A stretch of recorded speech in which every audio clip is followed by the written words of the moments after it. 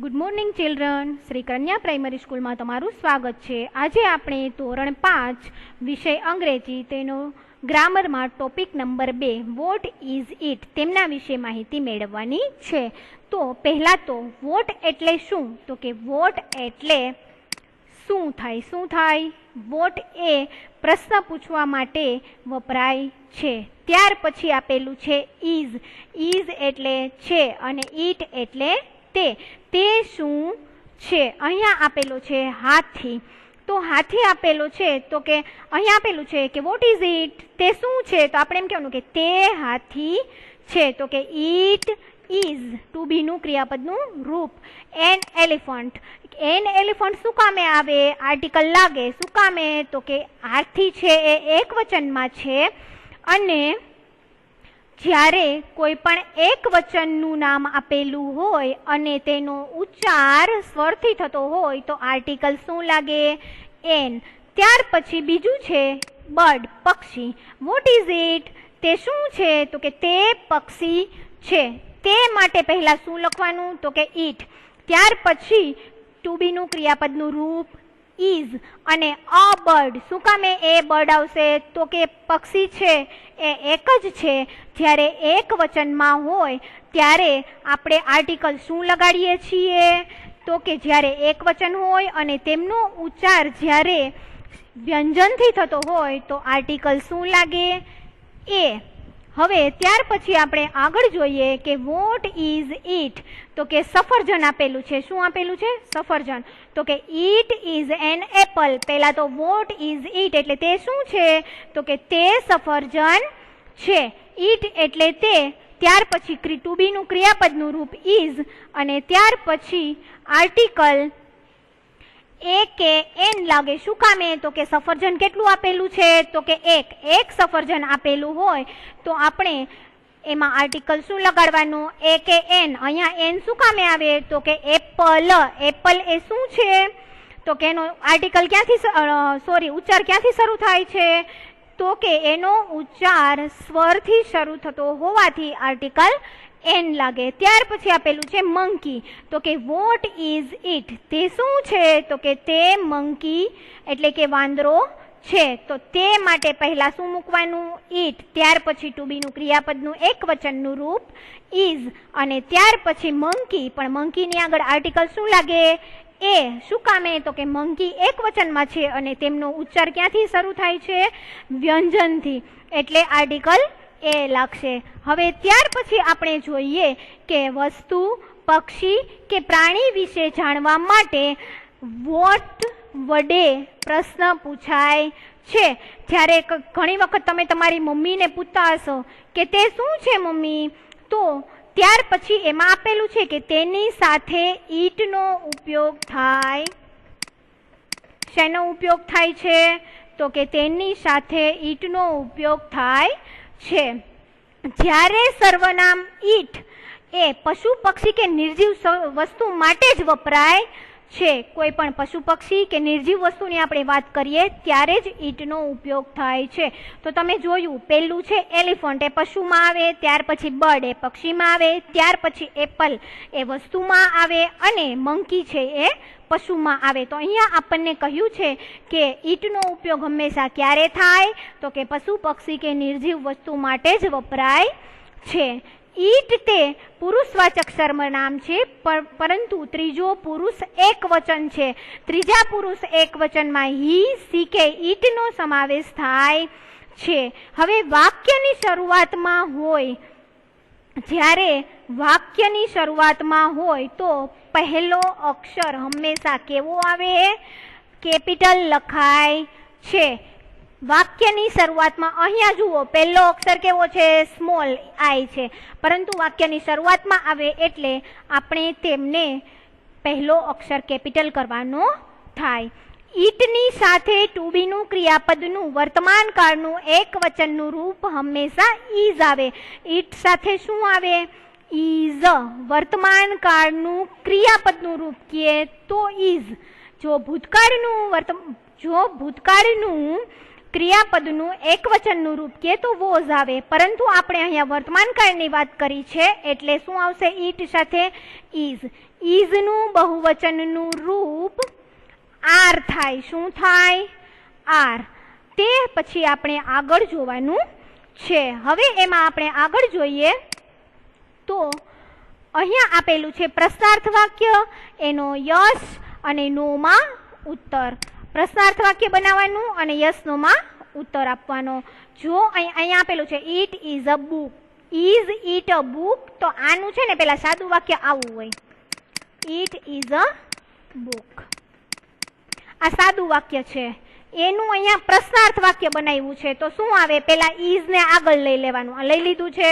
ત્યાર પછી ઈટ ને પાછળ લઈ લેવાનું, એની પાછળ, ઇઝ ની પાછળ, અને બાકીનું જે શબ્દ છે એ જેમના તેમ. પરંતુ ઇઝ ને જ્યારે આગળ લઈએ ત્યારે પહેલો અક્ષર કેવો આવે? તો કે કેપિટલ. એટલે વાક્ય શું બને? તો કે ઇઝ ઇટ અ બુક, એવું વાક્ય બને.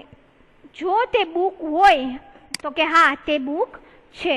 તો આ યસ છે એને એમનું એમ યસ મૂકી અલ્પવિરામ કરવાનું, ત્યાર પછી લખવાનું ઇટ ઇઝ અ બુક. અહીંયા લખેલું જ છે કે ઇટ ઇઝ અ બુક. જ્યાં પ્રશ્નાર્થ વાક્ય છે તેમને સાદા વાક્યમાં ફેરવી નાખવાનું, યસ લખી અને જે પ્રશ્નાર્થ વાક્ય છે તેમને સાદા વાક્યમાં ફેરવી નાખવાનું. અહીંયા પૂછ્યું છે શું તે પુસ્તક છે?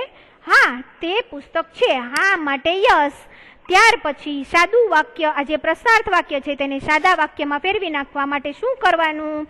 તો કે ઈટને આગળ લઈ અને ક્રિયાપદને ટુ બીના રૂપને પાછળ મૂકી અને બાકીના શબ્દો જેમના તેમ.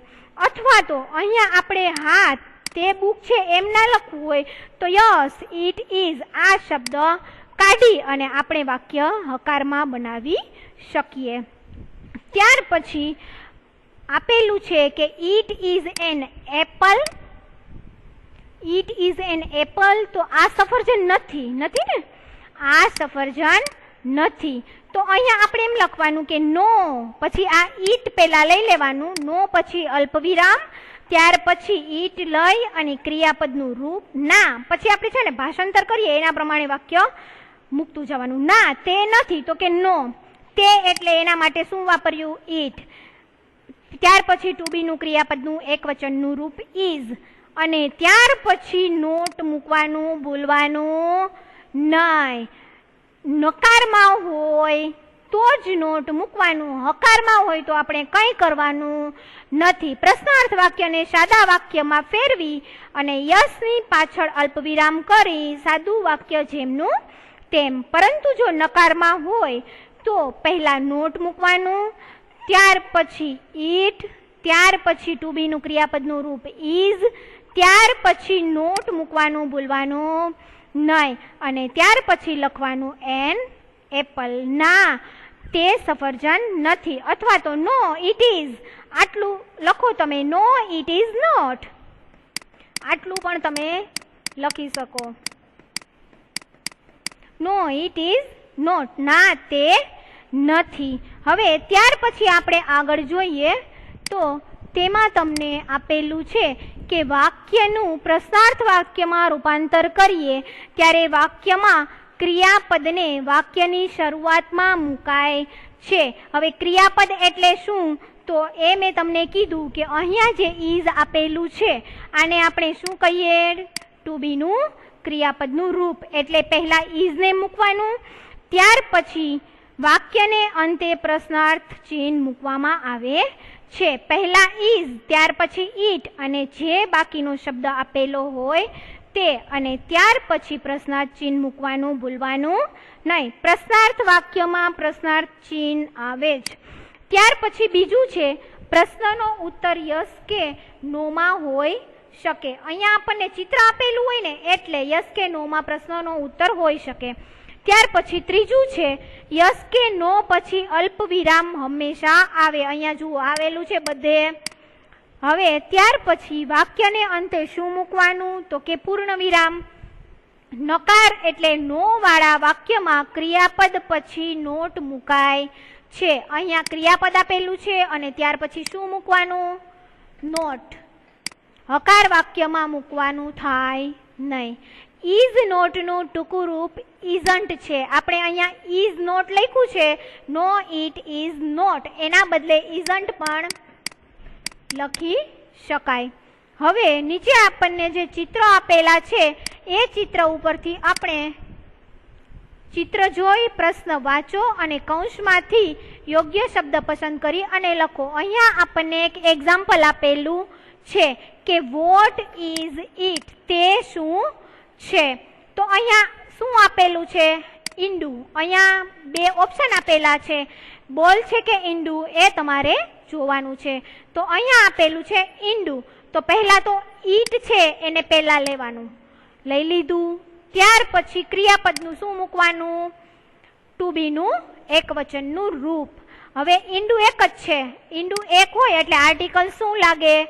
એગ હોય એટલે એક કે એન માંથી જ્યારે ઉચ્ચાર એનો સ્વરથી થતો હોય તો આર્ટિકલ એન લાગે, એટલે કે ઇટ ઇઝ એન એગ. હવે એવી રીતે આપણે અહીંયા નીચે આપેલું છે વાક્ય છે એ આપણે જોઈએ. તો કે વોટ ઇઝ ઇટ, તે શું છે?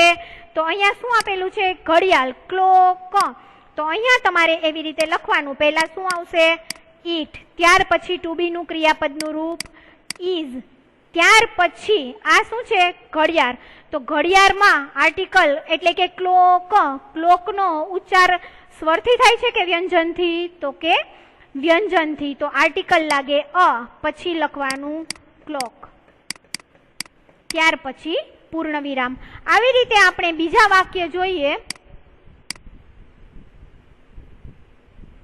તો એમાં છે વોટ ઇઝ ઇટ, અહીંયા શું આપેલું છે? તો કે ટેબલ. અહીંયા જોવાનું ટેબલ, તો પહેલા શું મૂકવાનું? ઇટ, ત્યાર પછી ટુ બી નું ક્રિયાપદનું એકવચનનું રૂપ ઇઝ, આ બંનેની જગ્યા બદલી નાખવાની. ત્યાર પછી આ ટેબલ, ટેબલનો ઉચ્ચાર ક્યાંથી થાય છે? તો કે વ્યંજનથી, તો એ ટેબલ, ત્યાર પછી પૂર્ણ વિરામ. આ વાક્ય બની ગયું. ત્યાર પછી છે આઉલ, આઉલ એટલે ઘુવડ. ત્યાર પછી અહીંયા શરૂઆત કરવાની ઈટથી, ઈટ, ત્યાર પછીનું ટુ બી નું ક્રિયાપદનું એકવચનનું રૂપ ઇઝ. હવે આઉલ, તો એનો ઉચ્ચાર ક્યાંથી થયો? તો કે સ્વરથી, સ્વરથી થાય તો શું આર્ટિકલ મૂકવાનો? એન, એન આઉલ, ત્યાર પછી પૂર્ણ વિરામ. ત્યાર પછી છે ચોથું, ત્યાર પછી ચોથું આપેલું છે એ ચિત્ર છે ઇંકપોટનું, શાહીનો ખડિયો. અહીંયા બે જે ઓપ્શન આપેલા છે એમાંથી તમારે જોવાનું કે આ કયું ચિત્ર છે. અહીંયા આપેલું છે પહેલા તો ઇટ, વોટ ઇઝ ઇટ, તે શું છે? તો કે તે શાહીનો ખડિયો છે. તો પહેલા શું લખવાનું? ઇટ, ત્યાર પછી ટુ બી નું ક્રિયાપદનું વર્તમાન કાળનું એકવચનનું રૂપ આવે ઇઝ, ત્યાર પછી શાહીનો ખડિયો, એને શું કહેવાય? ઇંકપોટ. ઇંકપોટનો ઉચ્ચાર ક્યાંથી થાય છે? તો કે સ્વરથી, સ્વરથી થતો હોય તો આર્ટિકલ શું આવે? Article N. આર્ટિકલ ત્યારે જ મુકાય જ્યારે કોઈ પણ વસ્તુનું ચિત્ર આપેલું હોય, એટલે કે કોઈ પણ વસ્તુ હોય તે એક વચનમાં હોય. તો આ બધી આપણને એક એક જ વસ્તુ આપેલી છે એટલે આપણે આર્ટિકલ મૂકવાનું થાય. ત્યાર પછી આપેલું છે છત્રી, એને અંગ્રેજીમાં કહેવાય અમ્બ્રેલા. હવે અમ્બ્રેલા માટે વોટ ઇઝ ઇટ, તે શું છે? તો કે તે છત્રી છે. તો કે ઇટ, ત્યાર પછી ટુ બી નું ક્રિયાપદનું એકવચનનું રૂપ ઇઝ, ત્યાર પછી અમ્બ્રેલા. અમ્બ્રેલાનો ઉચ્ચાર ક્યાંથી થાય છે? તો કે સ્વરથી, તો કે એન અમ્બ્રેલા, ત્યાર પછી પૂર્ણ વિરામ. જ્યારે વાક્ય પૂરું થાય ત્યારે પૂર્ણ વિરામ કરવાનું ભૂલવાનું નહીં. ત્યાર પછી આપેલું છે કે વોટ ઇઝ ઇટ, આ શું છે? તો કે એ છે પોપટ. હવે પોપટને અંગ્રેજીમાં શું કહેવાય? તો કે પેરોટ. હવે વોટ ઇઝ ઇટ, તો કે તે પોપટ છે. આપણે વોટ ઇઝ ઇટ, તે શું છે? તો કે તે પોપટ છે. તો પહેલા ઈટ, ઈટનો આઈ કેવો થઈ જાય? કેપિટલ. શું કામે? તો કે વાક્યનો પહેલો અક્ષર હંમેશા કેવો હોય? કેપિટલ. ત્યાર પછી ઇઝ, વર્તમાન કાળનું ટુ બી નું એકવચનનું ક્રિયાપદ. વોટ ઇઝ ઇટ, તે શું છે કે તો કે ઇટ ઇઝ પેરોટ. પેરોટ છે એનો ઉચ્ચાર ક્યાંથી થાય છે તો કે વ્યંજનથી. વ્યંજનથી થાય તો આર્ટિકલ શું લાગે? એ. ત્યાર પછી પૂર્ણ વિરામ. હવે આપણે જોઈએ આગળ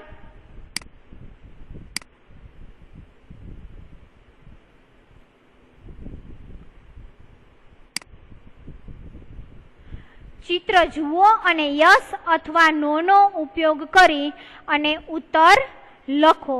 અહીંયા આપેલું છે આપણને એક બેગનું ચિત્ર આપેલું છે. અહીંયા બેગનું ચિત્ર આપેલું છે કે ઇટ ઇઝ અ બુક. આ બુક છે તો કે ના. આપણને ઇટ ઇઝ અ બુક, તે બુક છે એમ પ્રશ્ન પૂછ્યો છે તો કે ના તે બુક નથી. તો આપણે લખવાનું કે નો ઇટ ઇઝ નોટ. અને જો હોય તો લખવાનું yes it is a book અથવા તો ઇટ ઇઝ અ કેટ, કે જે આવે તે. તો અહીંયા આપણને આપેલું છે ઇટ ઇઝ અ બુક. આ બુક છે તો કે ના નો. ત્યાર પછી ઇટ લખવાનું. ત્યાર પછી ક્રિયાપદનું ટુ બી નું વર્તમાનકાળનું એકવચનનું રૂપ ઇઝ લખવાનું. અને નોટ હોય એટલે ક્રિયાપદ પછી હંમેશા નકારમાં હોય એટલે ક્રિયાપદ પછી હંમેશા શું આવે? નોટ. ત્યાર પછી એનું સાચું વાક્ય લખવાનું છે કે ઇટ ઇઝ અ બેગ, તે બેગ છે. હવે અહીંયા તમને આપેલું છે કે ઇટ ઇઝ અ ડોગ, આ કૂતરો છે તો કે ના તે કૂતરો નથી. તો આપણે તે કૂતરો નથી એના માટે શું લખવાનું? નો. ત્યાર પછી ઇટ. ત્યાર પછી ઇટ આવશે.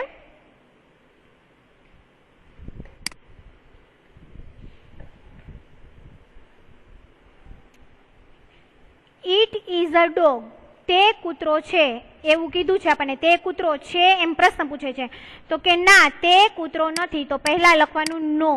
ત્યાર પછી ઇટ. ત્યાર પછી ક્રિયાપદનું ટુ બી નું રૂપ is. No it is not, તે કૂતરો નથી. ત્યાર પછી લખવાનું કે શું છે તો કે ઇટ ઇઝ એ શું છે? Cat. It is a cat, તે બિલાડી છે. હવે ત્યાર પછી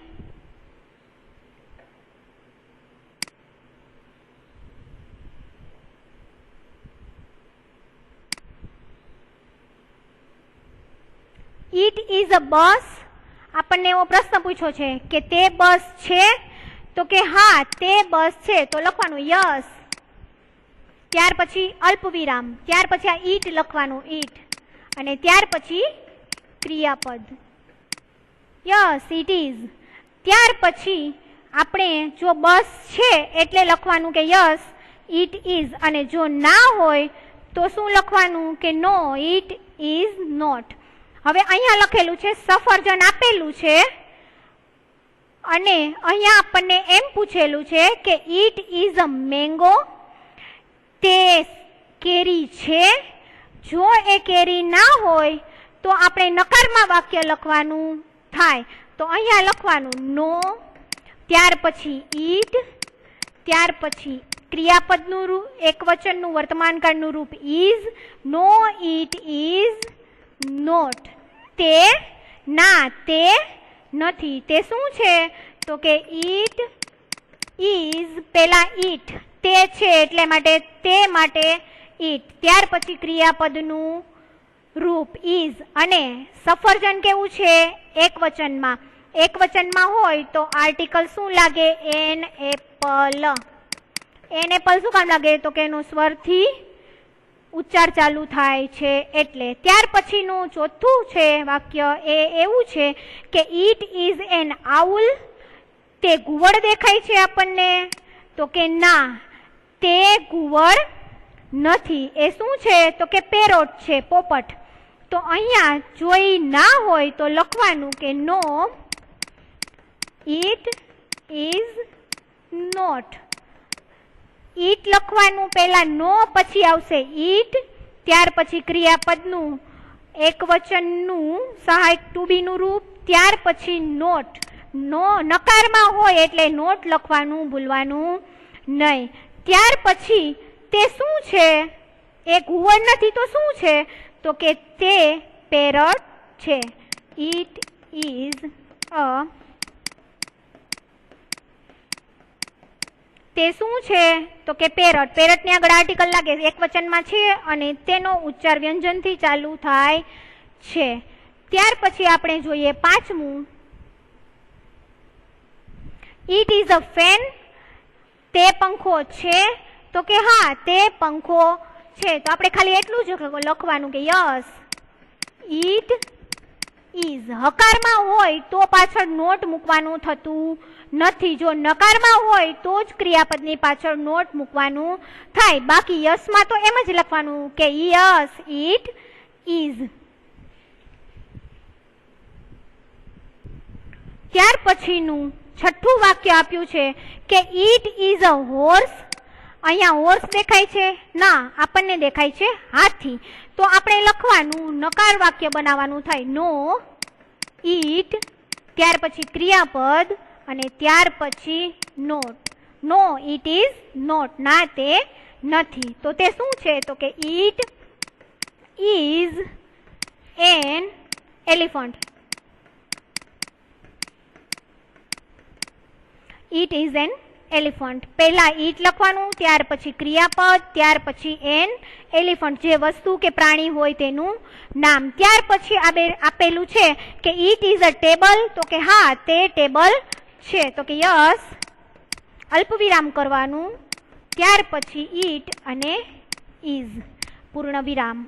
હકારમાં હોય તો આપણે કંઈ કરવાનું થતું નથી. યસ અને ત્યાર પછી ઇટ ઇઝ. હા, તે છે. ત્યાર પછીનું આઠમું વાક્ય છે it is N balloon. It is a balloon. તો ઇટ ઇઝ અ બલૂન. તો આ બલૂન દેખાય છે? તો કે ના, તે છે પતંગ, કાઇટ. તો કે નો ઇટ, ત્યાર પછી ક્રિયાપદ અને ત્યાર પછી શું આવે? તો કે નોટ, ત્યાર પછી પૂર્ણ વિરામ. અને નો પછી અલ્પવિરામ કરવાનું ભૂલવાનું નહીં. ત્યાર પછી આપણે તે શું છે? તો કે તે it is a kite. It is a kite. તે પતંગ છે. ઇટ લખવાનું, ત્યાર પછી ક્રિયાપદ, ત્યાર પછી કાઇટ. કાઇટ એક વચનમાં છે એટલે આર્ટિકલ લાગશે એ.